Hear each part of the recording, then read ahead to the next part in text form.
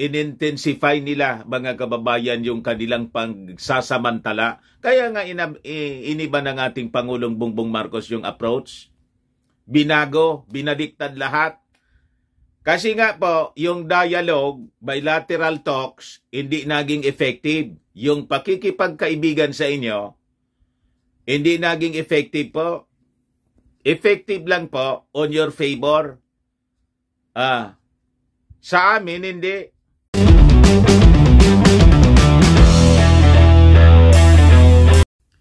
Sabi dito, mga kababayan, sa report ng Manila Times, China seeks joint solution with Philippines on sea dispute. What? Nagpaduda na naman po si Wang Yi pala. Wang Yi, sino ba to? Si Chinese Foreign Minister Wang Yi. Wang Bo pala, pag binaliktad mo, buwang. What? Sabagay, mas akma yata yung Wang Bo kaysa Wang Yi. Nagpaduda na naman po yung mga Chinese. Yun ang strategy nila, mga kababayan. Sige lang ang panloko. Hindi man po sila sincero sa mga sinasabi nila. Palibasa, mga dilawan. Alam ba ninyo yung mga Chinese, mga dilawan sila? Yellow race? What? Parang yung mga dilawan dito po, mga kababayan, pag nag-declare ng mga statements po, may mga sinabi, huwag kayong maniniwala sa mga dilawan. Hindi man po sila sincere sa kanilang mga sinasabi. Tulad ng mga Chinese, double talk po kasi ang pinoporso nila yung kanilang sariling agenda. Hindi man po sila nakikinig. Ang pinakikinggan lang nila, mga kababayan, yung sarili nila. Tulad nito na si Wang Yi. Tama pa? But before ko, mga kababayan, ibigay sa inyo yung kadudadudang proposal, kadudadudang kwento, na gusto daw nilang makipag-dialogue sa atin, click subscribe muna dito sa ating YouTube channel and hit the notification bell para lagi kayong updated po sa mga kaganapan dito sa ating bansa. Like and share na rin po ninyo ng ating video para marami tayong marating na mga tao. And wag na rin po ninyo, mga kababayan, na skip yung ating mga commercial ads para tuloy-tuloy ang pag-unlad ng ating bagong Pilipinas. Ayos. So ito yung balita, mga kababayan. Chinese Foreign Minister Wang Yi. Hindi Wang Bo, Wang Yi pala. Mas bagayan niya, Mr. Maravillas, yung Wang Bo. Kasi pag binaliktad mo, buwang. Buwang has urged the Philippines to expeditiously work with China to seek an effective way to control the situation in the disputed waters. Maniwala sa inyong mga sinasabi. Ilang beses na kami na nakipag-usap sa inyo. Wala man pong magandang resulta. Walang sincerity sa party po ninyo.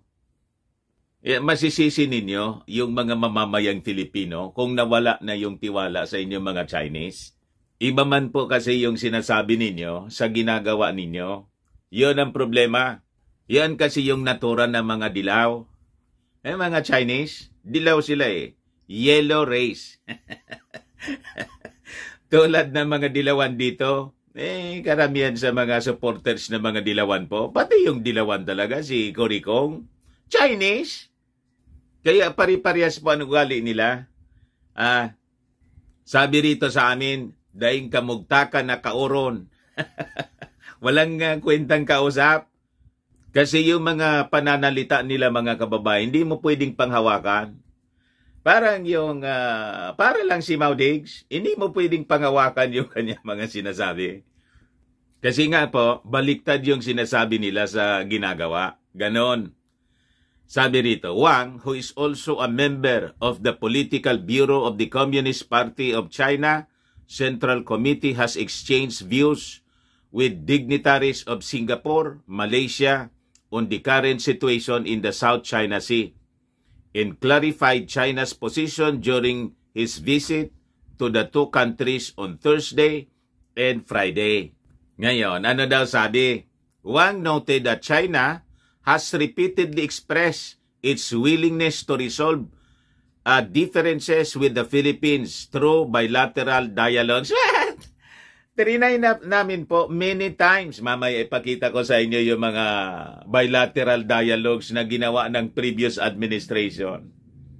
Si Mao Diggs, binarkada na kayo ni Mao Diggs eh. Gusto pa nga ni Mao Diggs kahit pabiro, gawin na ninyo kaming province. Wala din, lalong lumala mga kababayan yung sitwasyon sa West Philippine Sea. Bakit? Inintensify nila mga kababayan yung kanilang pagsasamantala. Kaya nga iniba ng ating Pangulong Bongbong Marcos yung approach. Binago, binaliktad lahat. Kasi nga po, yung dialogue, bilateral talks, hindi naging effective. Yung pakikipagkaibigan sa inyo, hindi naging effective po. Effective lang po on your favor. Sa amin, hindi. Lahat lang pabor sa inyo po, yung nangyari. Kaya huwag kami wanggi. Wangbo na lang anya, Mr. Maravillas, mas akma. Mas bagay sa kanya. Hoping that the Philippine side, sabi rito, would abide by the consensus reached in the past and cherish the mutual trust accumulated through the improvement of bilateral relations. What? Paano ninyo nasabi? Yung sinabi ninyong would abide by the consensus na reach po, kayo hindi po nag-abide. Di ba na pag-usapan na po in the past na hahayaan lang ng both sides yung pangingisda, boss ng mga mangingisda ninyong mga Chinese fishermen, then mga Filipino fishermen, abang nag-uusap po ng mahinahon. Anong ginawa ninyo? Ilang beses ninyong binomba, pinalayas, hinaras yung aming mga mangingisda. At hindi lang yung aming mga mangingisda, yung hinaharas ninyo. Pati yung aming Coast Guard, pagkatapos yung aming Philippine Navy, isinama na ninyo sa inyong mga harassment. At padala kayo ng padala ng napakaraming mga Chinese vessels. Swarming na nga po ang nangyayari. Kami lang po yung nag-abide ng consensus na sinasabi ninyo, pero kayo hindi. Take advantage kayo ng take advantage dyan sa lugar sa West Philippine Sea. Kami hanggang ngayon, yung bulok na, yung bulok na Sierra Madre, yun pa din hanggang ngayon ang makikita dyan sa Ayungin Shoal. Kayo, ilang mga vessels ang nandiyan dyan? Umabot na nga ng 400 to 500, sabi ng mga foreign vessels. Sabi ng Philippine Coast Guard namin, and 80% sa mga foreign vessels na nandiyan ngayon, mga Chinese. You see? Pagkatapos sasabihin ninyo, mag-abide ng consensus na reach doon sa bilateral talks. Huwag kami wangbo, ay wanggi. Ang ginagawa ninyo, harap-harapan na panluloko. Gano'n naman talaga yung mga ugali ng mga dilawan. Yeah, Mr. President, sa bagay, alam na ito ng ating Pangulong Bongbong Marcos. Kaya ngayon po yung ginawa ng ating Pangulo, dumikit sa Amerika. At ini-engage niya, mga kababayan, yung mga bansa, the surrounding countries, yung ASEAN, plus yung Australia, Japan, South Korea, pati European Union. Gusto ng mga Chinese, bilateral talks lang para makapag-take advantage po sila tulad ng ginagawa ngayon. may pagpatuloy nila yung pagsasamantala, pambubuli. Yung bilateral talks kasi, to their advantage kasi malakas sila, malaki sila, mayaman sila. Ganun po eh. Ganun ang natura ng ugali po ng mga tao. That is part of human behavior. Di ba ganon? Pag mayaman po, dominated niya yung dialogue. Tingnan ninyo magsalita yung mga mayayaman dito sa Pilipinas. Pagkausap yung mahirap, dominated niya. Siya yung nagdidikta. Ganito anya, ganito, ganito. Ayoko anya, sabi ng mahirap na may lupa. Ayoko anya. Ano nga yun mo? Padala siya ng mga army, private army. Di ba gusto mo? Ayoko anya. Gusto mo? Yung mga ngamkam ng lupa na mga sindero, mga mayayaman, ganon po ang behavior, ganon ang China po. Kaya gusto niya dialogue. Ayaw niya na may ibang tao na witness po. Para yung kanyang panluloko po ay hindi ma-check yung kanyang panluloko. Bright yung ating Pangulong Bongbong Marcos. Kasi wala man pong pagkakaiba ng makipag-dialogue tayo, ganun pa rin. Nagsasamantala yung mga Chinese. Pero nag-attempt pa yung ating Pangulong Bongbong Marcos na makipag-dialogue. And until today, gusto niyang makipag-dialogue.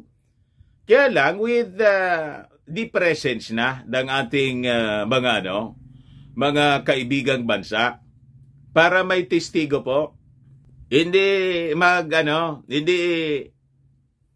para hindi uobrar yung kanilang harap-harapan ng panluloko, may witness eh.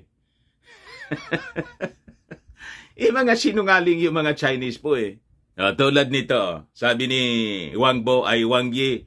Wang noted that China has repeatedly expressed its willingness to resolve differences with the Philippines through bilateral dialogues. Willing daw sila. Ito pa po ang kasinungalingan niya.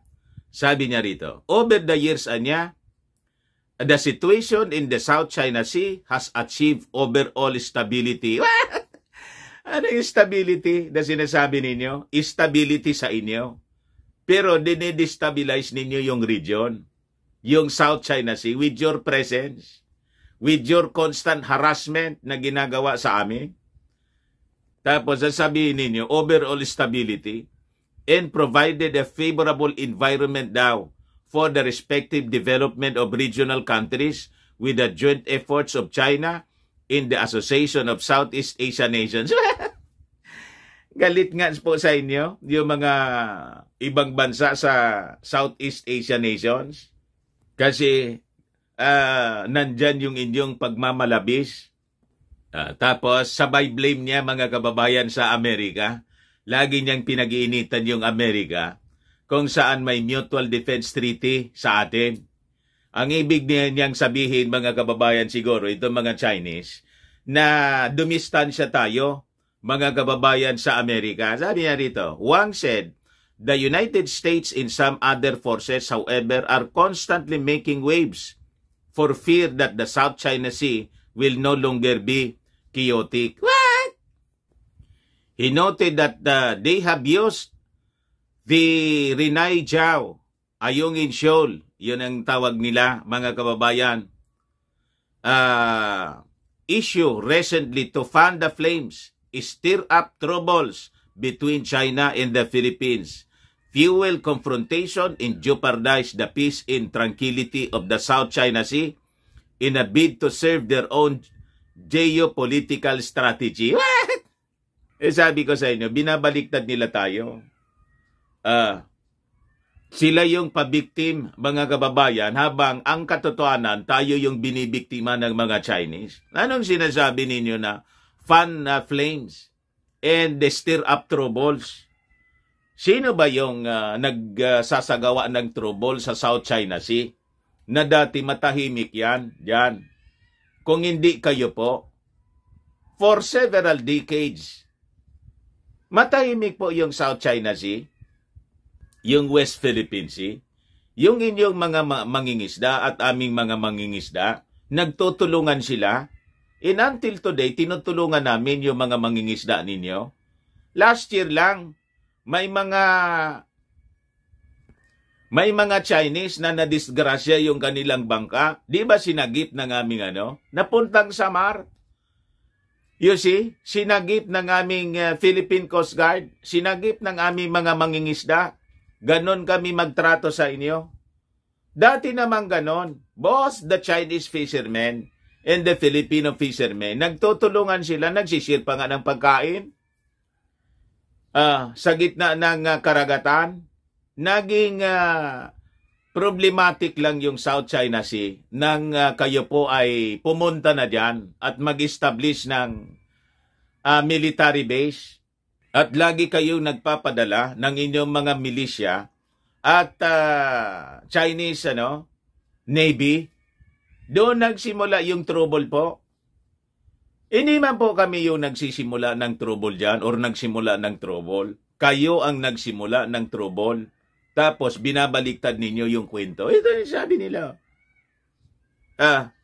Fanning flames daw. Stir up troubles between China and the Philippines. Tinuturo nila yung Amerika. Paano nangyari yon? Yung Amerika lang nagpo-provide sa amin ng mga information kasi they have the technology. May mga satellite sila.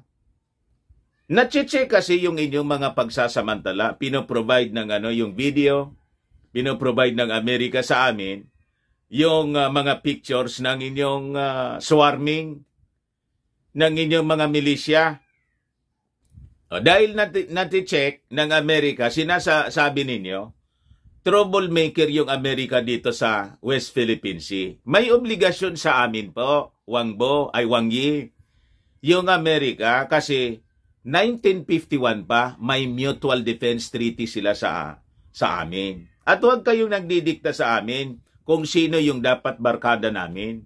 Never kaming nagdikta sa inyo kung gusto ninyong makipagbarkada kahit sa mga kung sinong Poncio Pilato. Wala, that's none of your business. Di ba? None our business. Nakipagbarkada kayo sa Russia, nakipagbarkada kayo sa kung sinong mga bansa, sa Iran, wala kaming paki. Barkadahin ninyo kahit yung mga aliens. Barkadahin ninyo. Wala kaming paki sa kung sino yung gusto ninyong maging barkada. Wala din kayong paki kung sino yung gusto naming barkada. So, barkada namin yung Amerika. Huwag kayong nangingialam sa barkadahan namin. Barkadahan namin yon. Wala kayong pagrespeto kasi sa kapwa. Kasi yumaman na kayo. Yumaman kayo. Kasama kami doon sa naging dahilan sa pagyaman ninyo. Tingnan ninyo kung gaano katindi yung trade imbalance between your country and our country. Yun ang sinabi ni Mig Zubiri based on data. Mas yumaman kayo sa amin kaysa yumaman kami sa inyo. Di ba? Yung mga negosyante ninyo, yung mga contractors ninyo, nandito lahat. Lahat yan nagbabayad. Dito mga contractors ninyo, mga investors ninyo dito sa amin. Nagkikinabang kayo. Di ba? Through the collection of revenue, siyempre nagbabayad yan sa inyo, mga contractors na yan, yumaman dito sa amin. Yung mga investors ninyo, yumaman dito sa amin. Lahat na lang mga Chinese yung mayaman dito sa amin. Inaakot lang ninyo yung mga resources namin, pati yung pera namin, inaakot ninyo pabalik sa China. Pati yung mga pasugalan ninyo, dito sa amin ninyo ginawa. You see? Pagkatapos, ganun yung pagtrato ninyo sa amin. Yun ang masama po, Wang Yi. Para na Mr. Maravilla, sinasadya mo. Sabi niya rito, China hopes the regional countries will maintain the necessary vigilance against the masterminds behind the scenes and take their own actions to play a leading role in maintaining peace and stability in South China Sea. Sabi po ni Wang, referring to America, yun ang pinatatamaan niya. Gusto niya, dumistansya tayo sa Amerika para tuloy-tuloy yung kanilang pagsasamantala at pagbabraso sa atin. Alam namin kung ano yung intensyon ninyo po. Sabi niya, Wang stressed that China is willing to work with ASEAN countries to accelerate consultations on the Code of Conduct in the South China Sea and strive to reach an early agreement on regional rules that are effective, substantive, and in line with international law, including the United Nations Convention on the Law of the Sea. Ano yung sinasabi ninyo? Yung mismong desisyon ng UNCLOS, ayaw ninyong i-recognize? Sabi ng UNCLOS, ang ayungin amin. So wala kayong karapatan na harangan yung aming mga tropa sa pag-atid ng mga pagkain para sa kanila. Wala kayong pakialam kung anong gagawin namin dyan sa ayungin. Kung kami tatayo ng structure, kami nga, hindi nangialam dyan sa structure ninyo na dapat sana, hindi ninyo ginawa. Di ba? Pinabayaan na lang ng mga previous administrations. Kasi nga, nauto ninyo. Pagkatapos, itong mismong nasa bakuran na namin, yung ayungin show, nangingialam kayo, binagbabawal ninyo, yung sasabihin ninyo, baka niya, yung food niya, parang may utang na loob pa kami sa inyo, yung pagkain niya, pinalusot namin. So, nakapagatid niya ng pagkain doon sa mga tropang Filipino. Pero niya kasi yung isa, mga construction materials, sabihin pa halimbawa, kung totoo yun na construction materials, anong pakinin niyo? Kayo nga, yung mga constructions ninyo, nandito na sa Manila Bay. Inayaan ng mga previous administration. You see, nasa pag-reclaiming na ng Manila Bay. You see, butit na silip ng ating Pangulong Bongbong Marcos. Sabi ng Pangulong Bongbong Marcos, stop. Sinuspend mga kababayan indefinitely yung reclamation dyan po sa Manila Bay. Mga Chinese ang mga contractor po. Kita ninyo? Ito po yung sinasabi kong bilateral talks. Kita ninyo? Philippine-China bilateral talks. Chinese. Basahin ko sa inyo. Ito yung sinasabi niya na hindi man po naging effective yung mga bilateral talks na sinasabi ninyo. Sabi rito, 5th meeting of the China-Philippine Bilateral Consultation Mechanism on the South China Sea. Kailan ito? November 29, 2019. Ay, October pala. October, Beijing, China. Yan October 29, Beijing, China. Basahin ko sa inyo kung ano to. The Republic of China and the Republic of the Philippines convened the 5th meeting on the bilateral consultation mechanism on the South China Sea on October 28, 2019 in Beijing, China. Chinese delegation was led by the Vice Foreign Minister Lu Xiaohui, while the Philippine delegation was led by Undersecretary of Foreign Affairs for Policy, Enrique Manalo. Yung secretary na natin ngayon. The delegation from both sides were comprised of officials from the Philippines, from the respective foreign ministries and relevant agencies. Both sides recognized and encouraged by the good momentum of the China-Philippine relations and heightened the importance of leveraging on the positive and fruitful meetings between President Xi Jinping and President Rodrigo Roa Duterte. Panahon ni Mao Diggs po. Yung panahon ni Mao Diggs po, yung inclination ng ating bansa, sa China po, binarkada mga kababayan ni Mao Diggs. Nag-improve yung situation po sa West Philippine Sea. Hindi po, lalong lumala. Galing pa nga lang si Mao Diggs sa inyo. O di ba, Wang Yi? Galing, kahit walang authority yung aming Pangulong Bongbong Marcos, biglang lumarga pa Beijing. Kinausap yung Pangulo ninyo. O ano nangyari? Ito na, yung latest na harassment. Binomba na ng water cannon yung aming Coast Guard, yung aming vessel na mag-aatid ng pagkain doon sa BRP Sierra Madre. You see? Nung pumunta yung aming Pangulong Bongbong Marcos, kausap yung inyong Pangulo noong January ata yon. Ano nangyari? Pagbalik niya, comes mga kababayan di laser attack. So nakakaloko kayo. Baliktad yung inyong ginagawa eh. Sa sinasabi ninyo, baliktad. Kaya yung mga statements po ninyo, worthless na po. Wala nang halaga sa amin. We will pursue other directions, other mechanism. Kasi ineffective po yung dialogue with you.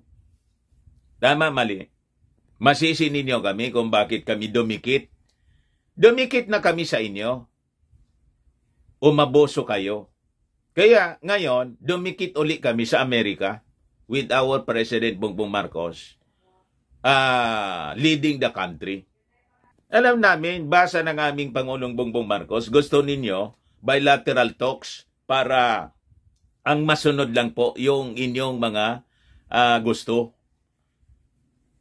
Para tuloy-tuloy yung inyong pambabraso sa amin. Alam yon ng aming Pangulong Bongbong Marcos. Kaya hindi na po babalik sa sinasabi ninyong bilateral dialogue. Gusto ninyo, di bombahan na ninyo yung gusto ninyong bombahan. Kami, ready kami to defend. Sabi yan ng Armed Forces mismo. At nag-warning na yung Amerika. Any attack on our vessels, Philippine vessels, will trigger the Mutual Defense Treaty. Nag-warning na yung aming armed forces, sabi rito. After water cannon attacks, Beijing now seeks calm. Mga panduloko lang nila ito. They are sending mixed messages, mga kababayan. Double speak. China Coast Guard should behave in West Philippine Sea. Armed Forces warns. Yung Armed Forces of the Philippines. So sabi rito, Armed Forces of the Philippines warn that the China Coast Guard operating in the West Philippine Sea to behave and that Beijing would be blamed for all the consequences that would arise from hostile acts in the area. Sabi ng ating mga kasundaluhan, the Philippines is ready to defend its position should China resort to forcefully removing the BRP Sierra Madre. Moored at the Ayungin Shoal, Armed Forces spokesperson Colonel Medel Aguilar said. So medyo matigas na, mga kababayan, yung pananalita ng ating Armed Forces. Sanay naman po yung ating Armed Forces. Ready man po sila na makipag-bakbakan po. Nabuhay na yung dugong lapu-lapo sa ating Armed Forces. Ano ba? Yung panahon ni Lapu-Lapu, ni Magellan, mga kababayan, tingnan ninyo yung nangyari. Di ba nalibing si Magellan po? Yung sabi ng iba, David and Goliath anya tayo. The Philippines is David, and Goliath yung China. Kaya nga po, tama kayo. David and Goliath. Alam na ninyo yung biblical story na David and Goliath. Sino yung panalo doon? Si Goliath, si David.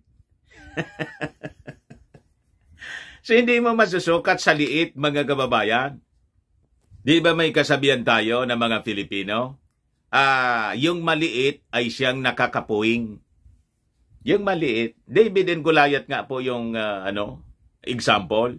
So sabi po ni Aguilar, he clarified that while such a scenario is purely speculative, the Philippine military, of course, we will resist, anya. Pag nangyari po, may nangyari dyan sa West Philippine Sea, madya-justify na po yung pag-activate ng Mutual Defense Treaty. So, matitesting natin. Siguro may mga nakaposisyon na rin po siguro na mga tulad ng hinulog ng Amerika. Alin na niya yung hinulog ng Amerika? Yung hinulog ng Amerika, mga kababayan, sa Nagasaki, tapos Hiroshima, may mga nakaposisyon na siguro na kahit o di ba? Alangan mangwala. Yun ang dapat na maintindihan ng mga Chinese. Kung kayo mayroon nun, we know you are a nuclear power country. And we are a friend of a nuclear power country. Yung Amerika. Pero ayaw man namin ng ganun sana. Kaya lang, if it is necessary, talagang gusto ninyong sukatin yung aming resolve, o di try na ninyong kantiin yung aming yung aming mga Coast Guard dyan, sa West Philippine Sea. Huwag ng tubig, gamitin na ninyo yung gusto ninyong gamitin. Para hindi na natin lahat mapakinabangan. Yung West Philippine Sea, South China Sea, hindi na natin mapapakinabangan. Pati yung bansa ninyo, hindi wala na din kayong pakinabang. Pati kami dito siguro sa bansa namin, wala na tayong pakinabang sa mundo. Di ba? So, itry lang ninyo para lahat ng tao wala ng pakinabang sa mundo. Ano pa? Sige man lang ang away natin. Anyway, yung tribulation period, mga kababayan, as written in the Word of God, will come. Akala ninyo, hindi mangyayari yon. The Battle of Armageddon, mga kababayan, will come. The final conflict, mga kababayan, will happen in the very near future as prophesied in the Word of God. Gusto ninyo, you pull the string.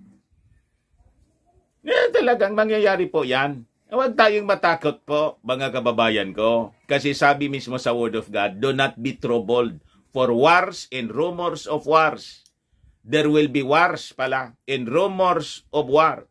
But the end is not yet. Hindi pa man po katapusan. Kaya awak natin, mga kababayan, yung promise ng ating Panginoon. At mismo yung ating Panginoon nagsabi, prepare for war.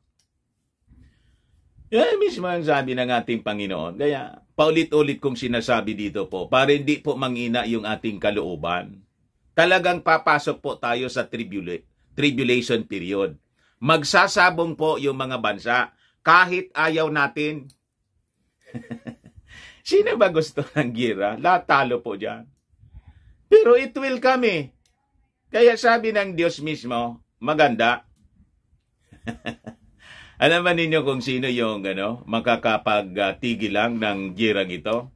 The second coming of our Lord Jesus Christ. Kasi po, pag hindi siya pumasok dito, no flesh will be saved. Wala nang maliligtas. Matindi po. Yan po ang destiny ng humanity. Kaya po, huwag tayong matakot dito sa mga pambubuli ng mga Chinese. Amunin na natin na simulan na nila para tapos na po at dumating na yung ating yung ating Panginoong Hesukristo to establish the millennium reign. Yan ang magti-trigger po. The Battle of Armageddon will be the last conflict, mga kababayan, that the world will witness, and it will be the end of the age, mga kababayan. The age ng mga makasalanang tao sa mundo. Huwag tayong matatakot po kasi lahi tayo po ni Joktan, ni Ophir. Si Joktan po, anak ni Eber, yung pinagmulan ng mga Hebrews, kapatid ni Peleg na pinagmulan ng mga Mga Israelites, huwag tayo pong matakot. Lahi tayo po ni Lapu-Lapu. You just imagine, si Lapu-Lapu po, hindi nagpasinda kay Magellan. Panahon na yon, yung British Empire, Spanish Empire po, sila yung hari ng mundo. Hindi nagpasindak si Lapu-Lapu. Ganon din dapat tayo, mga kababayan na mga Ophirians, mga Filipino, lahi ni Lapu-Lapu. Superior yung military yung arms, yung mga armas ng mga Kastila. Tayo mga kampilan lang po. Mga sibat. Mga espada at sibat lang yung gamit natin. Saan pinulot po si Magellan? Ngayon huwag kayong matakot po. Kahit nga sa mga Amerikano, lumaban po tayo. Basahin ninyo yung history. Matatapang po yung mga Filipino. Yung lahing Filipino po, mga Ophirians, matatapang tayo. Sabi sa lupang hinirang, sa manlulupig di ka pasisiil. Tama? Ang mamatay ng dahil sa'yo. Yun. Dapat yun ang mga itanim natin sa isipan nito mga Chinese. Tayo hindi po nakikipag-away, but we are ready to defend. Sabi po ng Armed Forces of the Philippines. At dapat yun din ang ating yun din ang ating sasabihin. Huwag kayong makikinig doon sa mga statement ni Mao Diggs. Huwag kayong makikinig doon. Tinatakot po tayo. That is the narrative ng mga Chinese para po sindakin tayo at manghina. Huwag kayong manghihina po.